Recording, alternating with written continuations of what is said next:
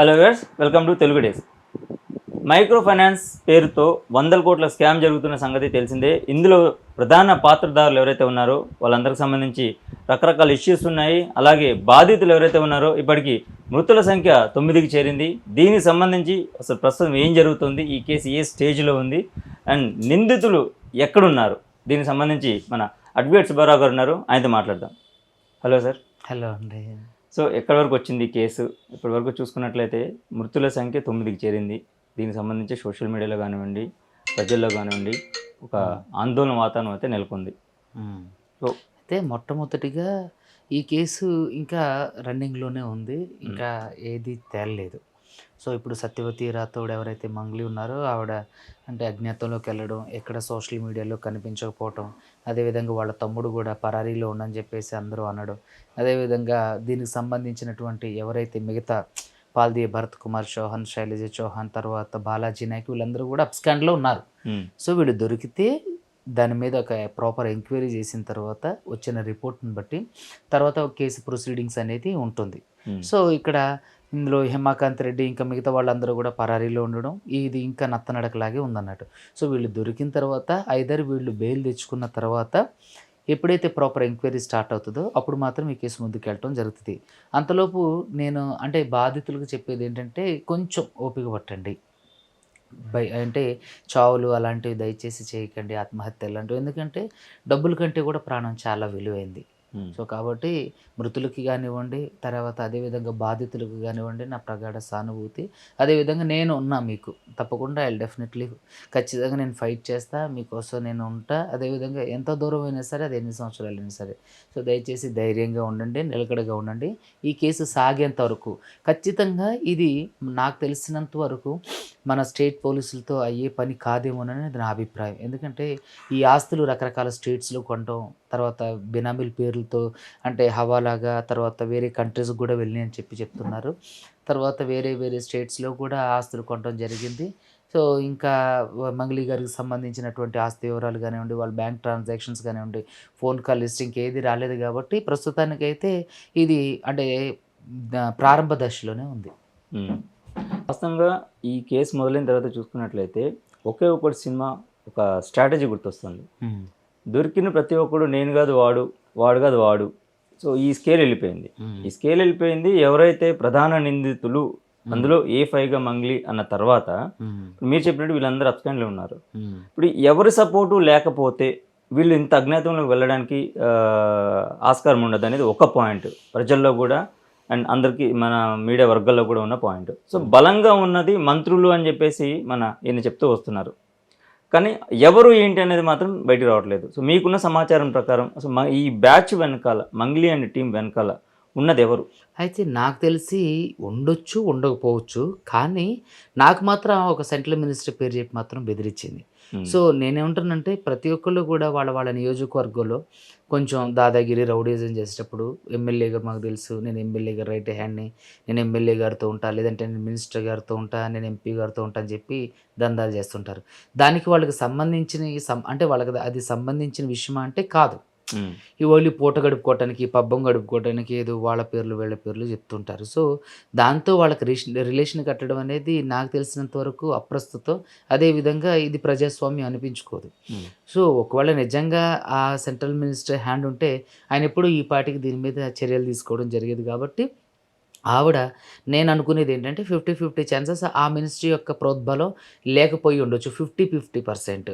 So ఒకవేళ ఉంటే ఖచ్చితంగా దీని మీద రాష్ట్ర ప్రభుత్వం ఉన్నత స్థాయి విచారణ జరిగించాలి, సీట్ లాంటిది వేయించాలి, లేదంటే సిబిసిఐడి ఎంక్వైరీ లాంటివి అంటే కేంద్ర దర్యాప్తు ఉన్నత దర్యాప్తు సంస్థలైనటువంటి వీటిని కూడా వేస్తే దీంట్లో ఉన్నటువంటి నిజాలు బయటకు రావడానికి అవకాశం ఉంటుంది. ఒకవేళ నిజంగా వీళ్ళెవరు సపోర్టు లేకోకుండా ఇది జరిగినట్టయితే ఖచ్చితంగా రమావత్ మధుని, బాలాజీ నాయక్ని, తర్వాత పాల్దీ భరత్ చౌహాని, పాల్దీ శైలజ చౌహాని, మంగ్లీ తమ్ముడు శివాని, మంగ్లీని వీళ్ళందరినీ ఇంకా ఉన్నారు చాలామంది, వీళ్ళందరినీ కూడా కఠినంగా శిక్షించాల్సింది. ఎందుకంటే వీళ్ళు చిన్న చితక ఆర్థిక నేరాలకు పాల్పడాలి. దాదాపుగా కోట్లల్లో వందల కోట్ల నుంచి వేల కోట్లకి వెళ్ళిందని చెప్తున్నారు. నా దగ్గర అయితే 9.5 నుంచి 10 కోట్ల వరకు ఉంది. సో, బాధితులు కూడా చెప్తున్నారు కాబట్టి ఒక్కొక్కళ్ళు ఇది వందల కోట్లలో నుంచి వేల కోట్లలోకి వెళ్ళిందంటే ఇది చిన్న చితక ఆషామాషీ వ్యవహారం కాదు. ఇది ఒక పెద్ద కుంభకోణం. అసలు నేను ఈ కేసును బయటికి తీసుకొచ్చేటప్పుడు ఇది ఇంత లెంత్, ఇంత నిడివి కలిగి ఉందని చెప్పేసి నేను ఐ నెవర్ ఎక్స్‌పెక్టెడ్. సో, ఎప్పుడైతే ఇది బయటకొచ్చిందో దాని తర్వాత ఒకటొకటిగా బయటికి రావడం. ఎంతోమంది బాధితులు ఫోన్ చేయడం, "సార్ మాకిలా జరిగింది సార్, అలా జరిగింది సార్" అని చెప్పడం. సో, వాళ్ళ దగ్గర ఉన్న ఆధారాలు తీసుకొస్తే దాదాపుగా అక్కడి వరకు ఎందుకు దేవరకొండ కోర్ట్‌లో ఉన్నటువంటి ఆ ఫైల్ చూస్తేనే దాదాపుగా 100,00,00,000 వరకు ఉంది. హ్మ్. సో, అట్లా చాలామంది ఇంకా కేసు పెట్టిన వాళ్ళు, అదేవిధంగా బ్లాక్ మనీ ఇచ్చిన వాళ్ళు తేలుగుట్టిన దొంగల్లా అలానే ఉన్నారు.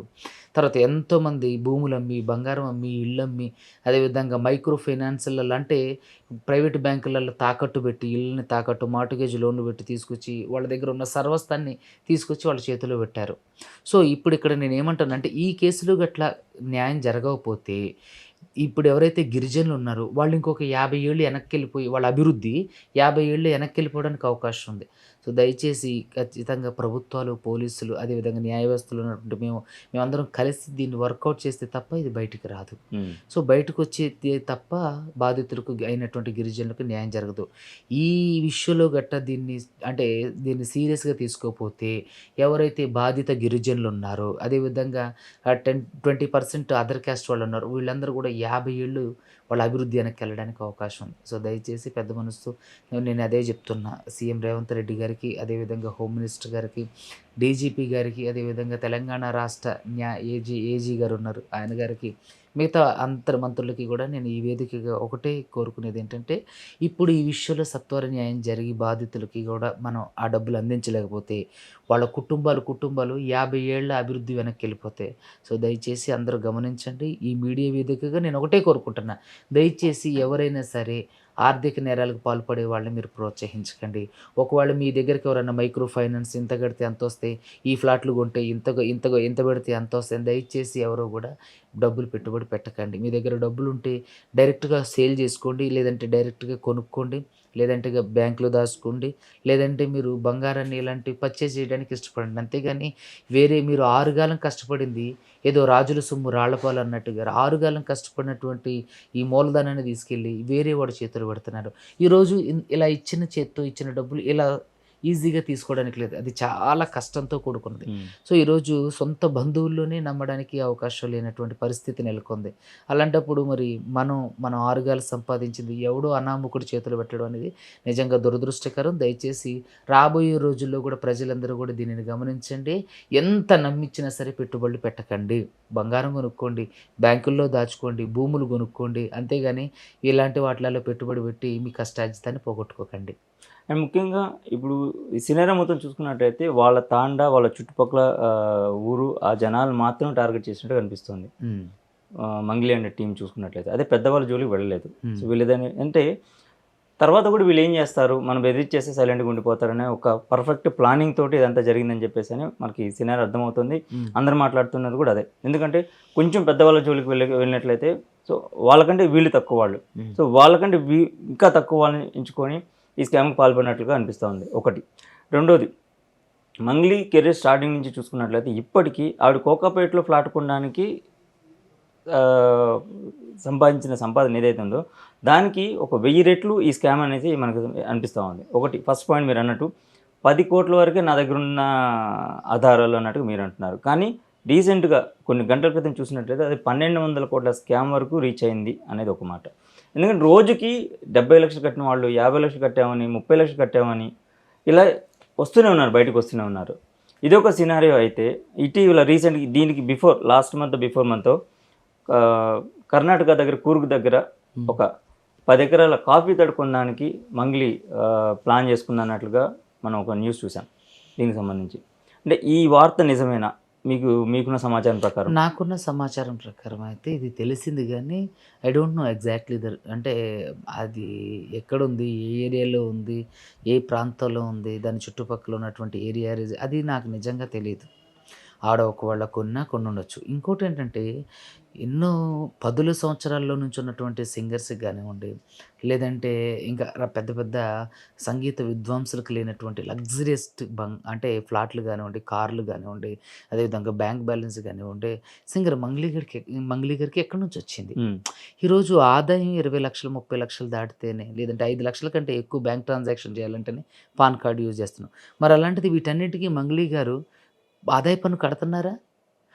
అసలు ఇంత ఆదాయం ఎక్కడి నుంచి వచ్చిందో గవర్నమెంట్‌కి లెక్క చూపిస్తున్నారా? ఎందుకని అంటే ఇన్‌కమ్ టాక్స్ వాళ్ళు ఆ దిశగా అడుగులు వేయడం లేదు.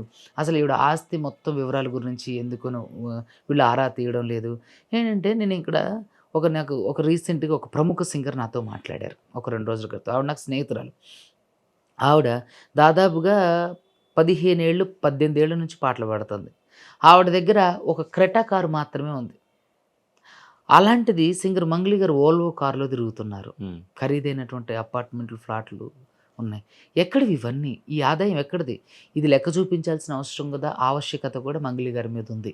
వీటికి సంబంధించినటువంటి ఆదాయ పన్ను మంగ్లీ గారు కడుతున్నారా? అసలు ఇంత ఆదాయం ఎక్కడి నుంచి వచ్చింది? దానికి సంబంధించిన లెక్కలు, ఆధారాలు అవన్నీ ఉన్నాయా? వీటి మీద కూడా ఫోకస్ చేయాలి. ఖచ్చితంగా ఏమీ లేనటువంటి ఒక మంగ్లీ గారు, సాధారణంగా బస్సులో జర్నీ చేసినటువంటి ఒక మంగ్లీ గారు ఈరోజు ఒక పెద్ద స్థాయిలో డబ్బులు సంపాదించారు అని అంటే దానికి ఆదాయ పన్ను ఉందా? ఎందుకని ఈ దిశగా మీడియా వాళ్ళు అంటే ఆలోచన చేయడం లేదు. పోలీసు వాళ్ళు కానివ్వండి, ఇన్కమ్ ట్యాక్స్ వాళ్ళు ఆలోచన చేస్తలేరు. ఇంకోటి మంగ్లీ గారి యొక్క గత 3 సంవత్సరాలుగా ఉన్నటువంటి బ్యాంక్ డీటెయిల్స్, అకౌంట్ డీటెయిల్స్ అన్నీ కూడా తీయాలి. తీస్తే ఇంకా చాలా విషయాలు బయటపడడానికి అవకాశం ఉంటుంది. అదేవిధంగా ఈవిడకి సంబంధించినటువంటి మేనేజర్ ఎవడైతే ఒకడు కొత్తగా వచ్చిండో, నిన్న ఏదో ప్రెస్ మీట్ పెట్టిండాడు కొత్త బిచ్చగాడు. ఆడికి సంబంధం ఏంటి అసలు దీంతో మాట్లాడడానికి? వాడు నిర్ధారిస్తాడు దీంట్లో మంగ్లీ మేడంకి వాళ్ళ తమ్ముడికి ఎటువంటి సంబంధం లేదు. వాడు అంటే వీళ్ళందరూ కూడా తన ముందు ముందు చేస్తారా ఇవన్నీ? అసలు ఏం తెలుసు న్యాయ వ్యవస్థ గురించి? ఏదో మంగ్లీ పొలవమంటూ డబ్బులు ఇచ్చేసి పెట్టిచ్చేస్తే సరిపోయిందా? నిజంగా సిగ్గుపడాలి మంగ్లీ గారు. ఇంతమంది పడిపోతున్నా ఆవిడ పేరుకి బహిరంగంగా నేను బాధితుల పక్షాన ఉంటాను, నేను బాధితులకి అండగా ఉంటాను. ఏది అండగా? అలా చచ్చిపోతే కనీస రియాక్ట్ అయింది లేదు. ఇంకోటి ఇప్పుడు ఆవిడ చెప్పినట్టుగానే బాధితులకు న్యాయం జరగాలి, వారి పక్షాన్ని నేను నిలబడతాను అన్నప్పుడు ఆవిడ అజ్ఞాతంలో వెళ్ళాల్సిన అవసరం లేదు. అతను చనిపోయిన వారికి కనీసం మీడియా వేదికగైనా ఎందుకని తన సానుభూతి తెలియజేయలేదు? ఎందుకని చనిపోవద్దు? ఖచ్చితంగా న్యాయ వ్యవస్థ, పోలీస్ వ్యవస్థ పనిచేస్తుంది. ఒకవేళ తను నిజంగా తప్పు చేయకపోతే న్యాయ వ్యవస్థ పనిచేస్తుంది. అందరికీ నేనున్నా, మీరు భయపడి ఏ అఘాయిత్యం చేసుకోవద్దని ఎందుకు ఆవిడ అంటే ఏ ఒక చిన్న వీడియో రిలీజ్ చేస్తలేరు? ఏంటంటే ఇదంతా అంటే మనుషుల్ని పీడించి పీల్చి పిప్పి చేసే వ్యవహారం అన్నట్టు. సో మంగ్లీ వాళ్ళకి సంబంధించినటువంటి ఒక డ్రైవరు, ఏది రమావత్ మధు, మంగ్లీ తమ్ముడు శివకు సంబంధించినటువంటి ఒక వ్యక్తి బహిరంగంగా తను జరిగిన విషయాలన్నిటి గురించి, మంగ్లీ రాకపోకల గురించి, మంగ్లీ వాళ్ళ తమ్ముడు ఈ డబ్బులు తీసుకెళ్ళడానికి గురించి ఎన్నో మీడియా వేదికలుగా మాట్లాడాడు. తను ఒక వీడియో రిలీజ్ చేయడం కూడా జరిగింది. ఈరోజు రమావత్ మధు ఈ ఇష్యూ పెద్దగైనప్పుడు ఒక దాక్కొని ఒక రూమ్లో ఒక చిన్న వీడియో తీసి పెట్టాల్సిన అవసరం ఏంది? ఒకే ఛానల్కి వీళ్ళందరూ వెళ్ళి ఇంటర్వ్యూ ఇవ్వాల్సిన అవసరం ఏంది? మీరందరూ పిలిస్తే మీరందరూ వస్తారు కదా. సో ఇదంతా ఏంటంటే కావాలని జరుగుతున్నటువంటి ఒక నాటకీయ పరిణామం. ఖచ్చితంగా ఇందులో ప్రజలకి డబ్బులు ఇవ్వకుండా ఉండడం కోసమే వీళ్ళు ఎత్తులపై ఎత్తులు వేస్తున్నారు. సో మేము చేసే కష్టానికి ప్రజల యొక్క మద్దతు కూడా మాకు కావాలి, ప్రజలు కూడా మాకు మద్దతు ఇవ్వాలి. అదేవిధంగా దీన్ని ఉన్నతమైన విచారణ జరగాలంటే లోతైన విచారణ జరగాలి. అది సీఎం రేవంత్ రెడ్డి గారు మాత్రమే ఒక సీట్ లాంటిది వేసి దీనికి న్యాయం చేయగలరు. లేదంటే కేంద్ర దర్యాప్తు సంస్థలు మాత్రమే దీన్ని క్షుణ్ణంగా పరిశీలించి దీని మీద ఒక నివేదిక ఇవ్వగలరు. సో కాబట్టి లోకల్ పోలీసులు దీన్ని హ్యాండిల్ చేయలేరు. ఎన్నో ఒత్తిళ్ళు అలాంటి వాటికి గురవడానికి అవకాశం ఉంది. అదేవిధంగా సత్వరం న్యాయం జరగకపోతే కూడా పోలీస్ వ్యవస్థ మీద అంటే తప్పుడు సంకేతాలు వెళ్ళే అవకాశం ఉంది. కాబట్టి దయచేసి ముఖ్యమంత్రి గారు, హోమ్ మినిస్టర్ గారు అందరూ కూడా కలిసి దీని మీద ఒక నిర్ణయానికి వచ్చి ఖచ్చితంగా ఇంత ఇష్యూ జరుగుతున్నప్పుడు దయచేసి మీరు పట్టించుకోకపోతే నిజంగా రాష్ట్రంలో ఉన్న ప్రజలందరూ కూడా గతి అయ్యోమయం అవుతుంది. సో ఇంకోటి ఇలాంటివి జరగడానికి అవకాశాలు ఉన్నాయి. కాబట్టి నేను కేసీఆర్ గారికి ఒకటే ప్రాధేయపడి కోరుకునేది ఏంటంటే దయచేసి బాధితులకు న్యాయం చేయడానికి కూడా మీరు సహకరించండి. మూడు రాష్ట్రాలకు సంబంధించి ఇప్పుడు ఈ కేసు ముడిపడి ఉంది సార్. ఒకటి ఏపీ, ఇంకోటి తెలంగాణ, 2 కర్ణాటక.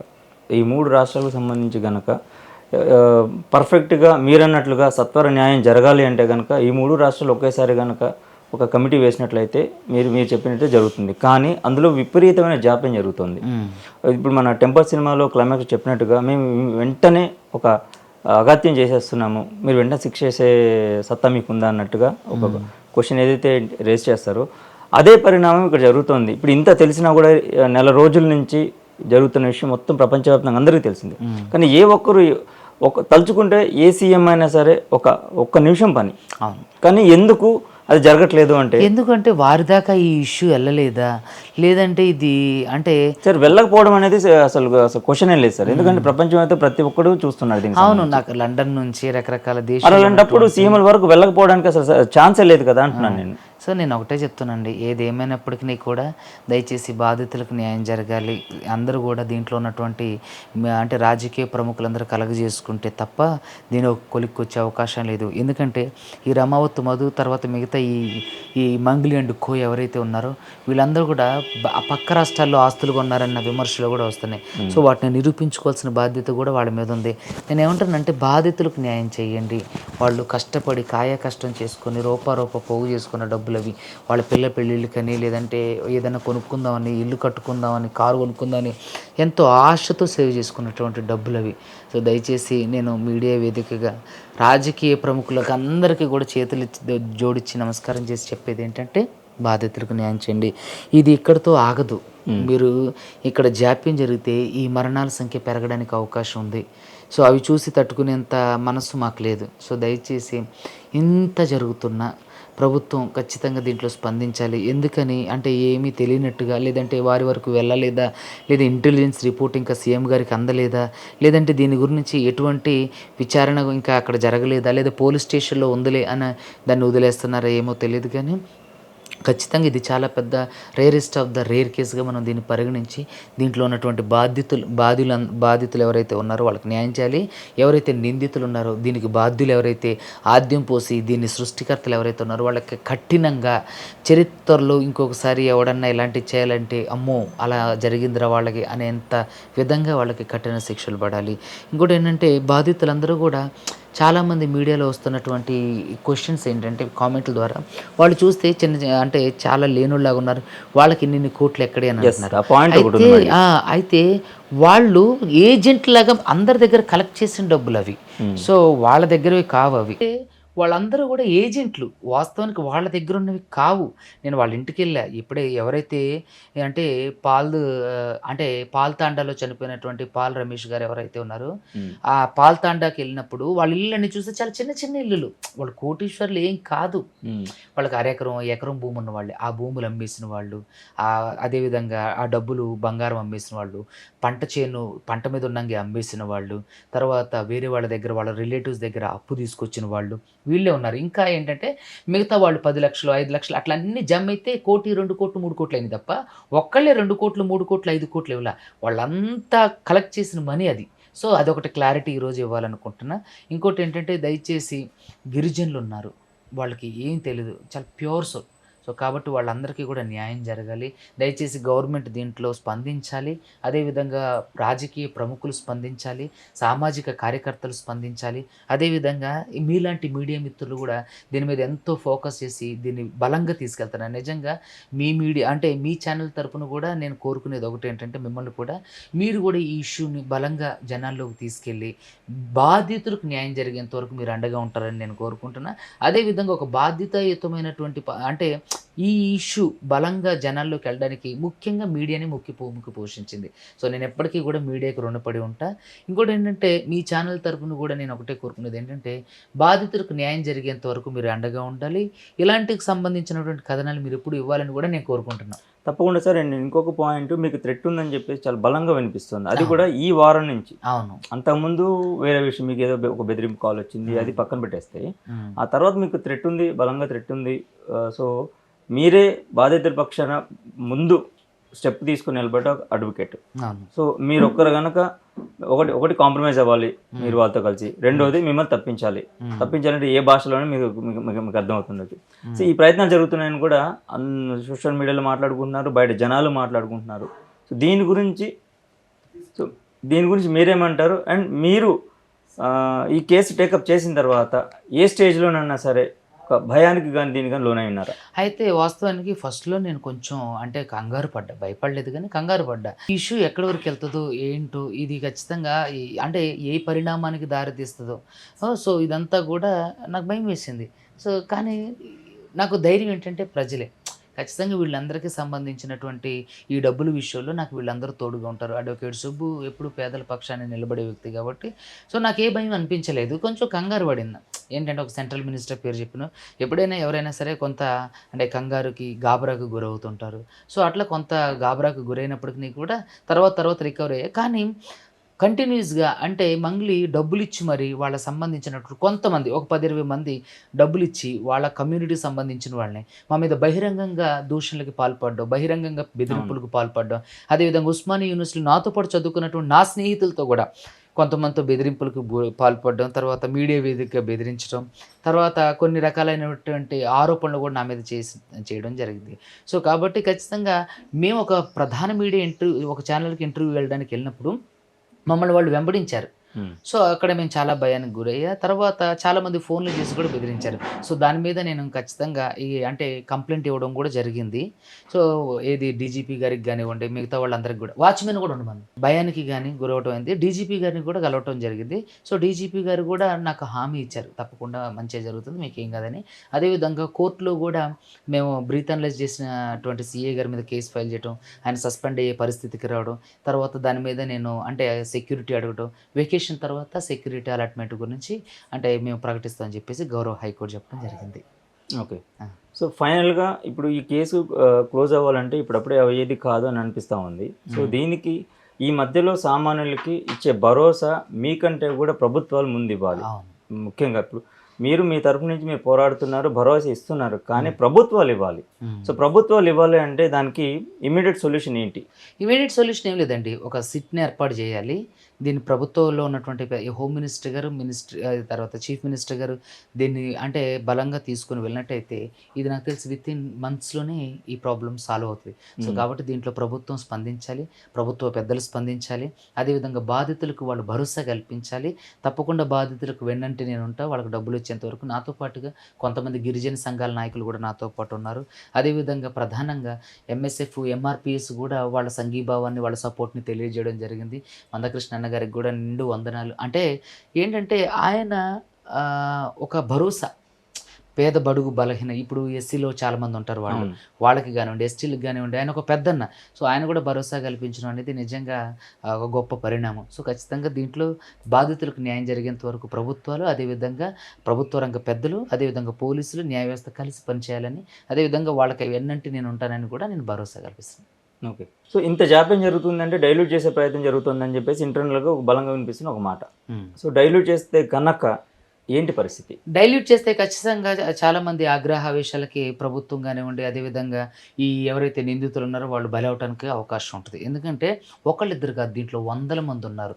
సో, వాళ్ళందరి కుటుంబాలు దీని మీదే ఆధారపడి ఉన్నాయి. సో, ఖచ్చితంగా ఇది డైల్యూట్ చేసే పరిస్థితి కనిపిస్తే ఖచ్చితంగా దీన్ని ఉద్రిక్తం చేస్తాం. ఇది రాష్ట్ర స్థాయిలో కాకుండా దేశ స్థాయిలో ఉన్నటువంటి ఒక పెద్ద ప్రధాన సమస్యగా అంటే దీన్ని రూపొందించడానికి ప్రణాళిక సిద్ధం చేస్తాం. ఎంతమంది ఎన్ని కేసులు పెట్టినప్పటికీ కూడా ఖచ్చితంగా దీంట్లో ముందుండి పోరాడి బాధితులకు న్యాయం చేస్తాం. ఆఖరికి అది ప్రాణాలు పోయే పరిస్థితి అయినా సరే, ఒకరి ప్రాణం కంటే కూడా ఎంతోమంది వందల మంది ప్రాణాలు ముఖ్యం కాబట్టి ఖచ్చితంగా దీన్ని ఉద్రిక్తం చేస్తాం. రాష్ట్ర స్థాయిలో నుంచి ఇది దేశ స్థాయిలో వరకు వెళ్ళి దీని మీద ఒక ఖచ్చితమైనటువంటి అంటే నిర్దిష్ట ప్రమాణాలు కలిగినటువంటి ఒక ఖచ్చిత ప్రమాణం వచ్చేంత వరకు కూడా, ఒక భరోసా వచ్చేంత వరకు కూడా దీన్ని ఉద్రిక్తం చేసి బాధితులకు న్యాయం జరిగేంత వరకు కూడా పోరాడతాం. ఓకే. సో, చూశారు కదండి, అడ్వకేట్ సుబ్బారావు గారు మాట్లాడుతున్న ప్రతి మాట కూడా బాధితుల పక్షానే ఉంది. ముఖ్యంగా 3 రాష్ట్రాలతో ముడిపడి ఉన్న మైక్రో ఫైనాన్స్ మంగ్లీ గారి స్కామ్కి సంబంధించిన ఈ ఇష్యూ ఏదైతే ఉందో వీలైనంత తొందరగా ప్రభుత్వాలు చొరవ తీసుకొని దీనికి సంబంధించి పేదల పక్షాన్ని నిలబడి వాళ్ళకి న్యాయం చేయాలని కోరుకుంటూ, అలాగే మరికొన్ని అప్డేట్స్తో మళ్ళీ కలుద్దాం. తెలుగు డెస్క్ టీవీ చూస్తూ ఉండండి. Thank you so much. Thank you sir, thank you so much. And దీనికి సంబంధించి నేను ఎప్పుడు ఏది అడిగినా సరే నాకు రెస్పాండ్ అవుతూ ఉండండి. మీరు అన్నట్టుగా మా ఛానల్ కదా ప్రతి ఒక్కరు కూడా పేదల పక్షాన్ని నిలబడాలని చెప్పేసి కోరుకుంటున్నాను. సో, మరికొన్ని అప్డేట్స్ తోటి మళ్ళీ కలుద్దాం. నమస్తే. Thank you.